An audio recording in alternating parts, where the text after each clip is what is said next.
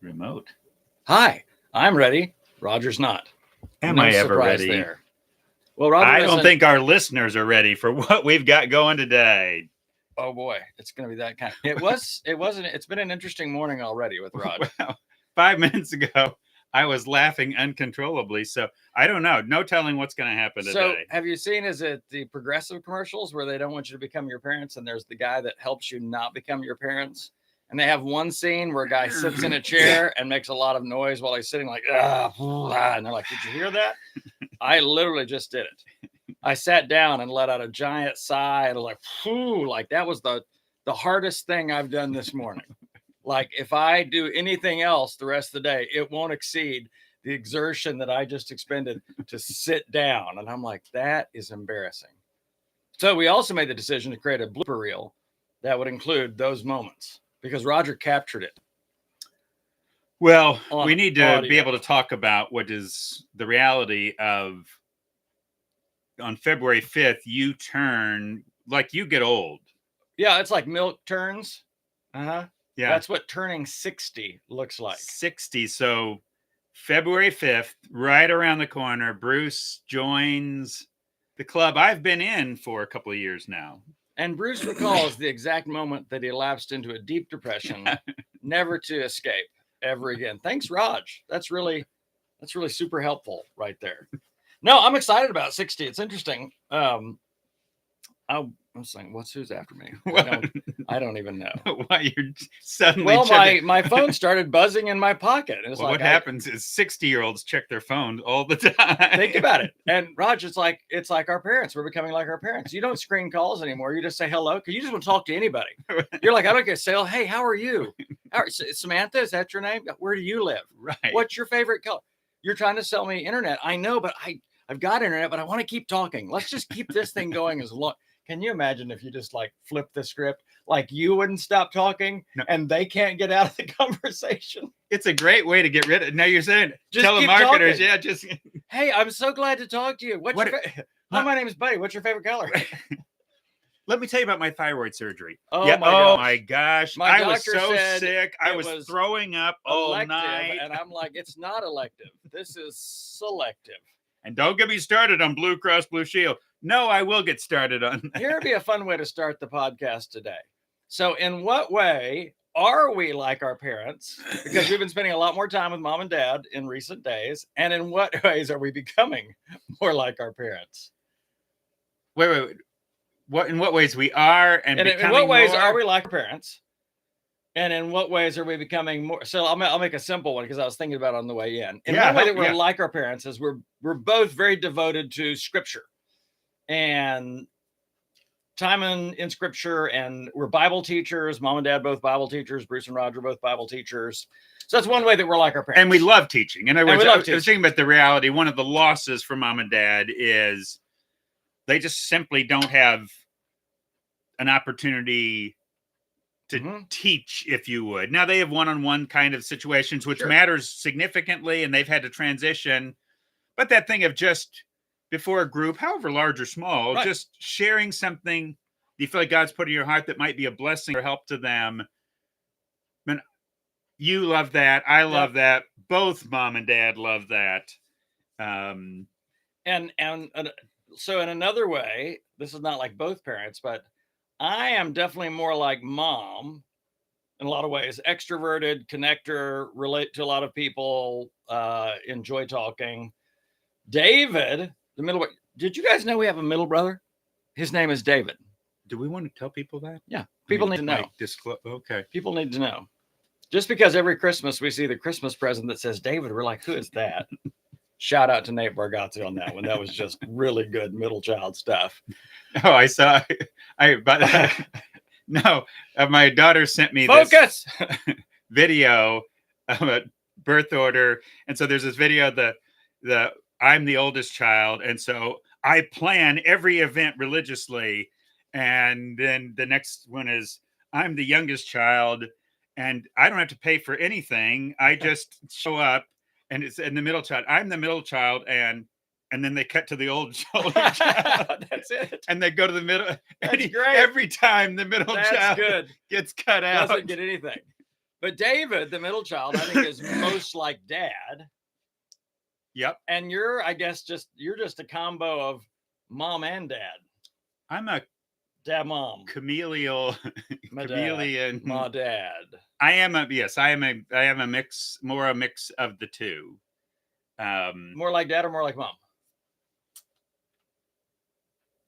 I think more like mom. I think a little more out of the box. Mom, of our parents, mom was musically was more, she. Oh my gosh, she would let us listen to the Carpenters. She would listen to stuff that Dad did not find edifying, and there were Glenn Campbell, Southern Nights, Cher, Half Breed. I mean, just wow, the songs that she put us onto. But I think she was, and it's great to have a counterbalance, because I was thinking about even this reality for people. I was thinking, like, for some who've grown up and have two very overprotective parents. I think about those kids. And I was just thinking about the grace of when you got one that's really overprotective, but you got one who can moderate that. So in some way, I'm the most balanced of all of the boys, because I'm less prone to either extreme. I got both mom and dad. I would agree with that. I definitely think you're the most balanced of all the boys. You're not supposed to agree with a joke, but it's true. You do strike that balance. I was always still am much more impulsive, reckless. Part of it, as you head towards 60, it's a fun thing to look back on your life. And if you go all the way back, like to teenage years, you're like, how did I make it through those years? I mean, how did I even survive those years? Right. And then I look at the early 20s and the same question forms. How did I even survive the 20s? And then 30s were different, because I became a pastor at age 30. So I was definitely on a different track, a little different trajectory in that sense. But then I look back and I'm like, who in the world in their right mind would go to a church who's led by a pastor who's 30 years old? Because now I realize that seems very young to me. Right. But then I realized Jesus was 30 years old when he began ministry, which would make him, and I guess in that sense, a very young rabbi culturally. And that's when I started church. I mean, this is where even that, again, the similarity we would have to mom, a little bit more of that step out, mom started a ministry. Well, you started a church. I started a church. Yes. That takes some risk, just not good or bad compared to, let's say, David going to an existing church, which I've also done, but whatever happened. Yeah. Some idea that we're going to start a church, and my age I was like age 30 as well. Just looking back at some pictures of that recently, and it just kind of comical how young, childlike, even kiddish. Yeah. I look, but but then we ended up connecting with a lot of people that were that age, actually. So a lot of other. Yeah, but I was always surprised when a 40 or 50 something showed up and really got engaged and involved. Yeah, we did have, we had some of that as well. But so it's just interesting. It is. Where I'm becoming like my parents. Are we saying this in a negative? Is the leaning towards something we don't like them where we don't want to be? This is a progressive moment. Yes, this is the moment. I realize that more than ever, and more than any other time in my life, I'll leave this room, going to that room to get a thing. And by the time I get to that room, I cannot remember what I was going in there for. And I'm racking my brain. I'm like, I know I came in here for a reason. So then to stir my brain, I go back to the other room where I was working on the thing. And I'm like, this is going to stir that. Now I know it is. And sometimes it does. And sometimes it doesn't. And that's just weird. Let's try it again. That's just weird. And some of it is, I'm always thinking about things. So it's like, there's always something going on up here. I'm always thinking about things. Right. But I had apparently a better ability to retain a little short-term memory thing. Oh, I've got to go get a Kleenex out of that room to blow my nose, whatever it is that I'm going into that room for. And I have less of that now. So I'm like, I need to do brain exercises. Wordle, connection. I do the Wordle every day. Yeah. Marlene and I watch Wheel of Fortune. Don't judge me. Okay. It's great solving those puzzles. I love it. Although I always feel bad for the person who missolves it or who gets bankrupt over and over again. The other person wins $100,000 and they got nothing by the spin of the wheel. Roger doesn't even know what I'm talking about. It has been a while since I watched Pat and Vanna. Well, Pat, you're not going to see him after this year. Pat's retiring, and I tell you, he's having fun his last year. No, sir, he's just like he's going off script. He's going off script. Like, it's funny. He went off on this one lady. She's like, "Oh, you gave me a hard puzzle." Well, he said, "No, you had an easy puzzle, and you just didn't solve it." I'm like, Pat, dude, it's like when you get older, you just don't really care. It's like, what are they going to do? Fire me? Right. I get, $10 million an episode. I guess they could, but I'm like, that's just nuts. I did have a friend that was on that show, and that was to see someone that you actually know. If there was any game show that I was going to be on ever, it would be that one. Just because, really? I get it. And I'm going to say this carefully. I typically solve the puzzles before the puzzlers do. Now, granted, I don't have the pressure of two other people trying to outguess me, cameras on me, right. National television. I mean, I don't even know what that would do with me. What if I just stared at the camera, and your eyes real money on the line. And real money on the line. Yep. I'm just in my living room going, yep, that's 3 times a lady. Oh, come on, dude. 3 times a lady. I'm hollering at the people to get it. Like they're going to hear me through the screen. You buffoon. I never say buffoon. I always say it makes me so sad that you didn't get that. You don't say, bless her.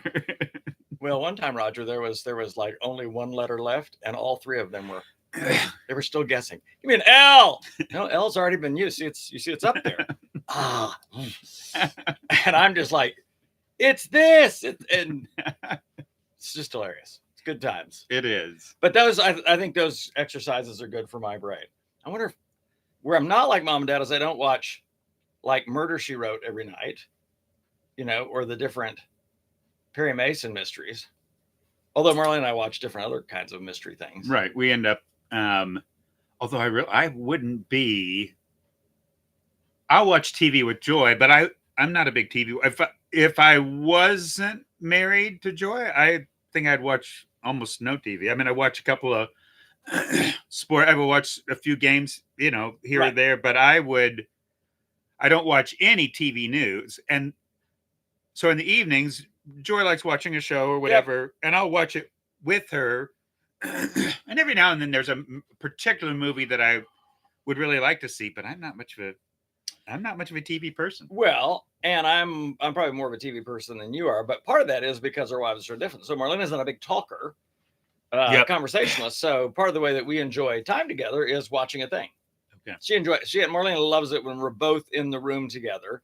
And it's so funny. I'll actually be into the movie watching it. And she's over there scrolling on her phone or she's working on her computer. Used to bug me, but it doesn't anymore because it's a win-win for me. I'm getting quality time with my wife from her perspective. And I get to pick the movie because she's like, and then every now and then, she'll like every 30 minutes, she'll go, hey, stop, catch me up.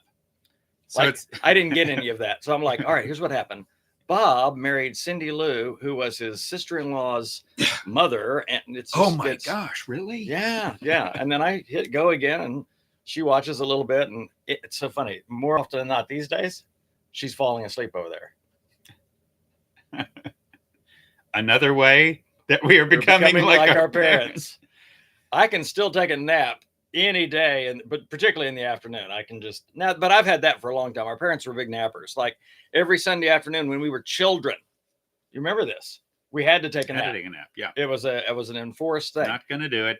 Like it was the day of rest. So in one sense, think about this: it was the least active day of our lives. School Monday through Friday, crazy busy on Saturdays, having fun, playing, getting lots of energy. And Sunday, we're just getting up, going to church, and then we're supposed to nap. Right. The one day that we really don't need a nap. We're going to have services all morning. We're going to have service all night. We got a little break in the middle, and you need to be sleeping. Yeah, exactly. But I was like, I want to be playing. I want to maximize that 3-hour window because it was short.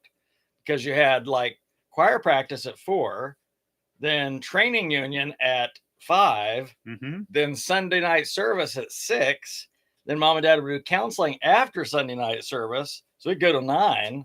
No, it was a marathon. Yes. Not a day of rest outside of the odd required nap after lunch.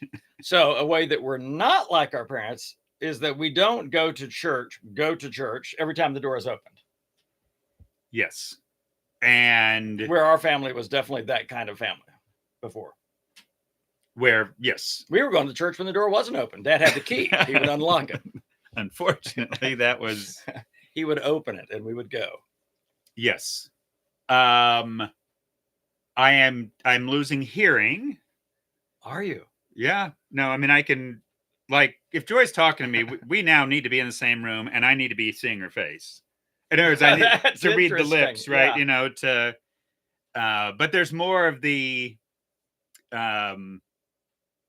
like anymore, if she's in another room and anything else, a fan, yep. a microwave, anything else is making any kind of noise in the room I'm in, I'm not picking up everything she's saying. So shoot, I'm having that same thing. I didn't think about it till you said it.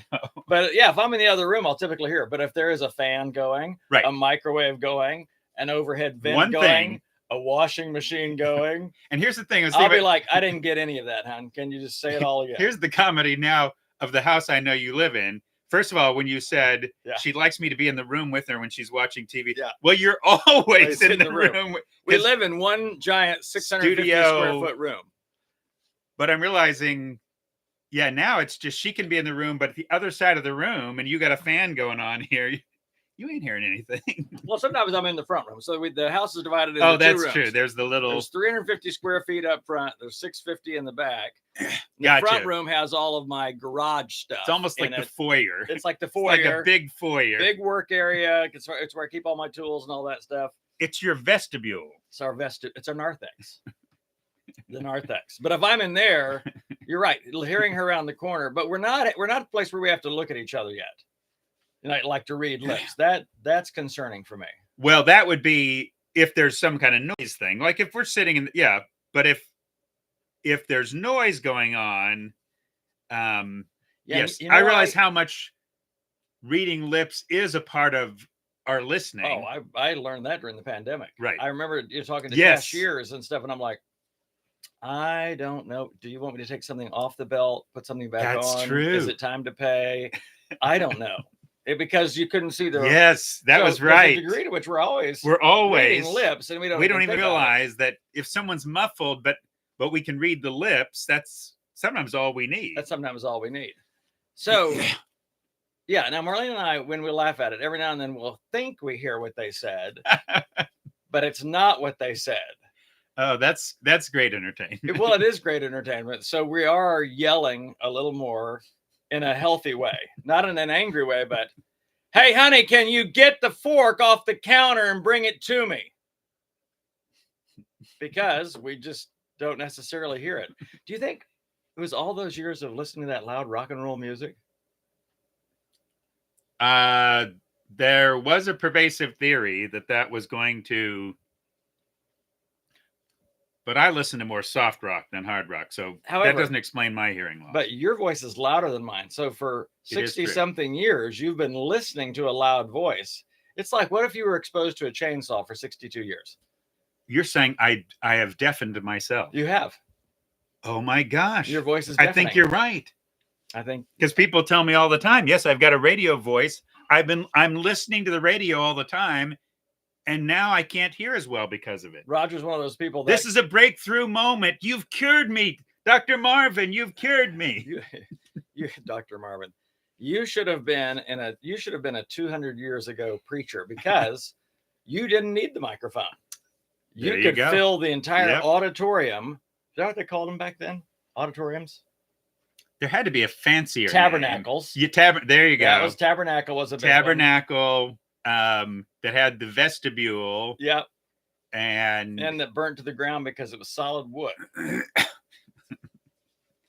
No, I just was surprised how many times I read about that in D.L. Moody's story and then in Spurgeon's story. Just it's interesting. But your voice could definitely. I mean, my voice carries. Roger's carries at a level that, like when we were living next door to him and he was having a talk with Joy inside their house, I heard it. Right. I knew exactly what he was saying, which is such an odd thing. So Yeah, when I whisper in the librarian oh yeah, shushes me. oh, be careful, little mouth, what you say, as it turns out. So what's on your mind this morning, Raj? What are you thinking about? What am I thinking about? Well, my morning video was about Faith and fixing. faith in fixing is true. Yes. I listened to it twice. It Oh was my sort of gosh. accidentally. It just sort of replayed, and I'm like, oh, I guess. Like my parents, you forgot you heard it the first time. Well, it all sounded so new. And I came in a little late. So I came in like 4 minutes late. So it rewound, and I was like, well, I want to hear what the first 4 is, because certainly you had an introduction, because if you come in 4 minutes, and My introduction was Princess Bride. it was, which is life is pain, Highness. And if anyone says otherwise, they're selling you something. Correct.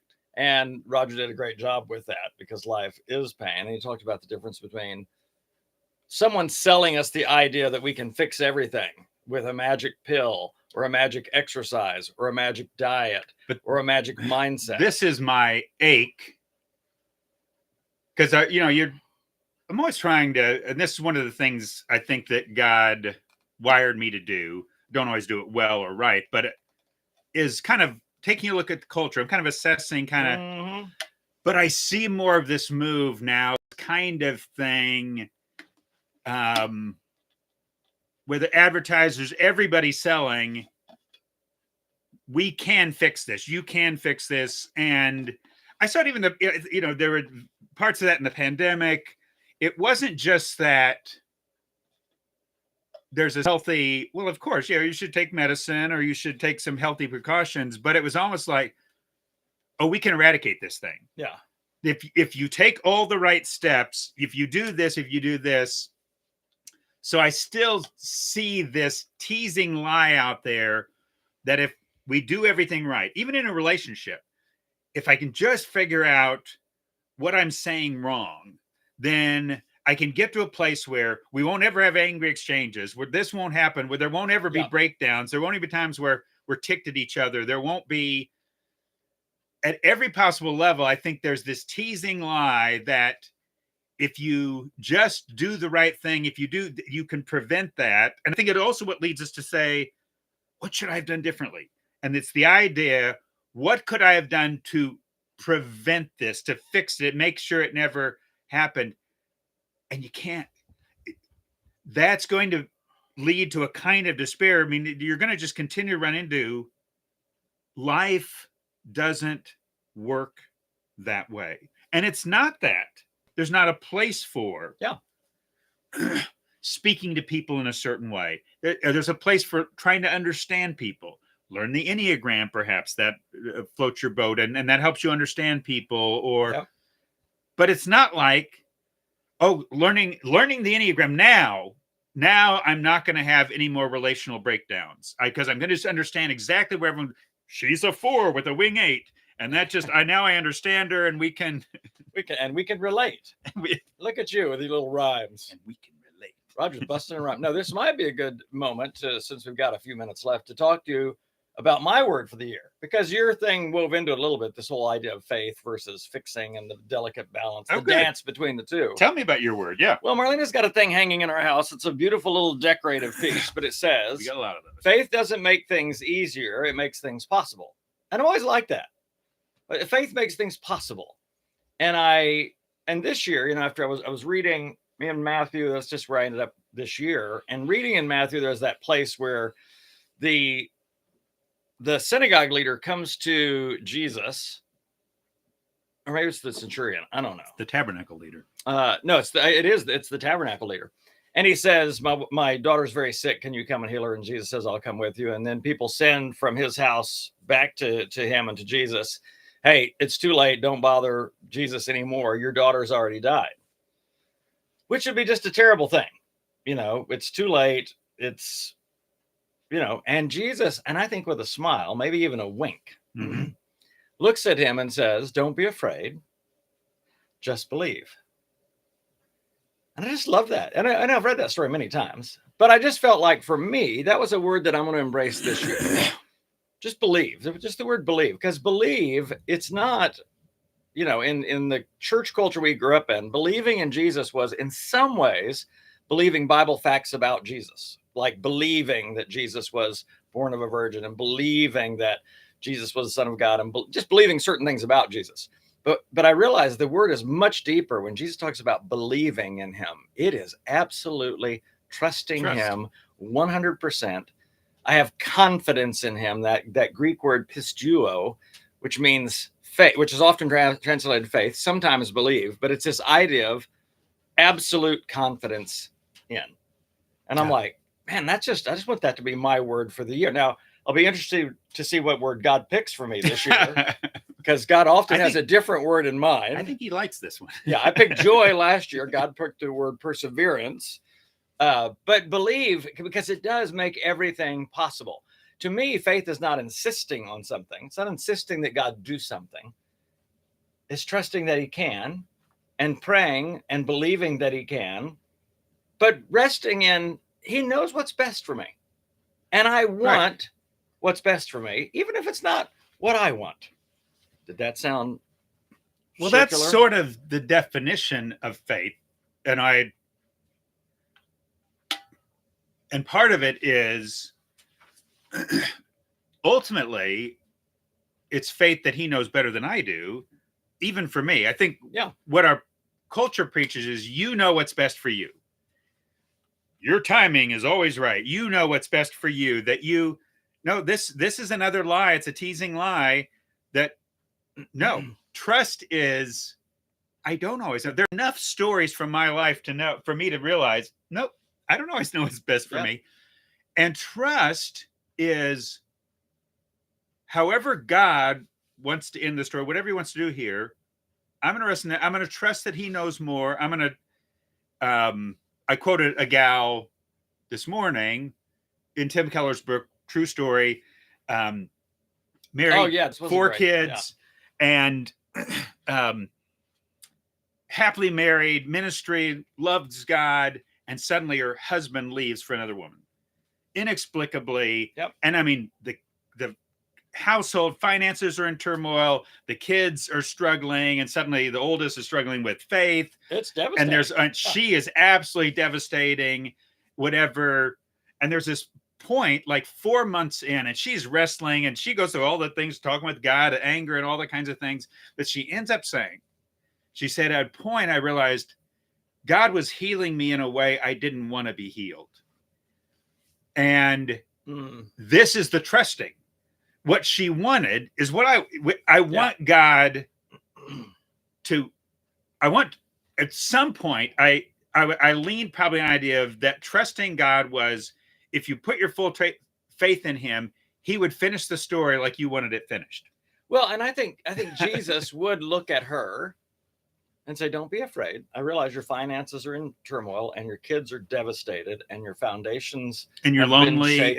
But I think he would look at her and say, don't be afraid. Just believe. Just trust me. And that's, again, not saying Jesus is going to say, here's the 4 things that I'm going to do, because Jesus didn't tell the guy what he was going to do. The guy, it's interesting that you said what you did about what we want. The guy wanted a healing. Yes. But Jesus had something different in mind, which was a resurrection. Same thing with Lazarus. Mary and Martha. Mary and Martha wanted a healing, and they were dreadfully disappointed in Jesus because he didn't show up on time. He didn't heal their brother. And he had something else in mind. And this is why I would say, even to this idea, I've noted, I've seen on Facebook this thing of this new year, I'm going to trust my timing. I'm going to trust my timing. My timing is always right. No, it isn't. No, mine isn't. Surely your history would tell you differently. God's is. So like Mary and Martha learned, no, I'm going to trust him. Whether he finishes the story, they ultimately got the finish they wanted. John the Baptizer did not get the finish he wanted. Even Jesus wrestling in the garden. But he states his belief, which is, not my will, your be done. And it's ultimately, Bible says, he entrusted himself. He believed in the one who judges justly, and he could relax and trust. Isn't it? I read a great thing, and I'll finish with this. I read a great thing last week that said, sometimes it takes God an awfully long time to do something suddenly. That's good. Well, I think about it. Even the story of Christ, thousands of years before Jesus comes to earth, it's foretold, but it happens in a moment. What we celebrate at Christmas. Yep. Thousands of years later. So, friends, wherever you are and whatever your life looks like right now, I would like you to think, hey, faith doesn't make things easy. Life is pain, but it does make things possible. And living from that framework gives us hope. That was dope. I hope. Roger added that at the end. I didn't think that was as good. That's all right.